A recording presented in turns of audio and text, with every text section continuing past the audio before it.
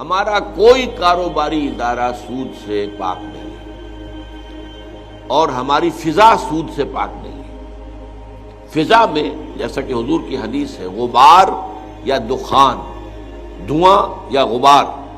سود کا یہ لازمن ہوگا، اور ہر شخص سانس لے گا تو اس کے اندر سود جائے گا۔ البتہ یہاں یہ ہے کہ کچھ ادارے جو ہے 100% سود پر ہے قائم، کچھ جزوی طور پر ہیں۔ اب مثلا ایک بینک ہے، اس کا تو کام ہی سود پر ہے، کم شرح سود پر ڈپازٹس لو،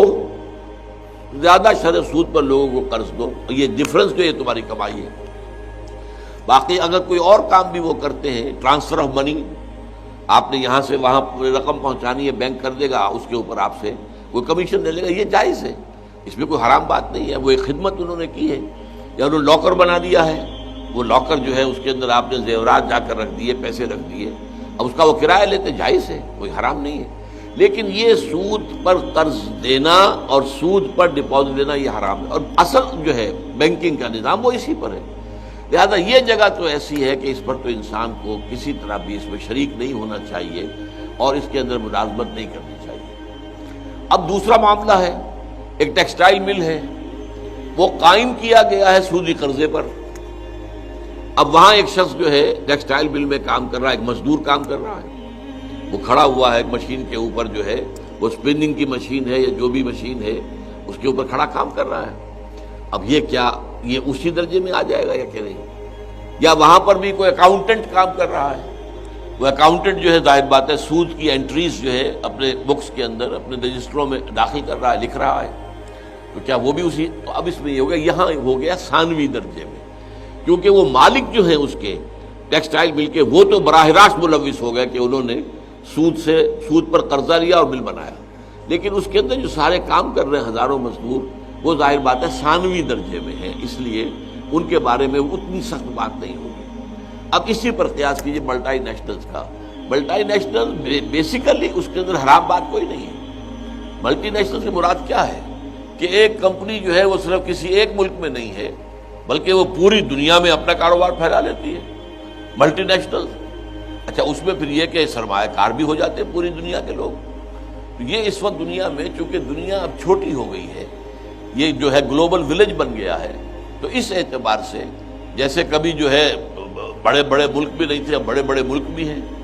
اب یہ ہے کہ وہ ملکوں کا بھی معاملہ یہ ہو گیا ہے کہ وہ بھی گویا کہ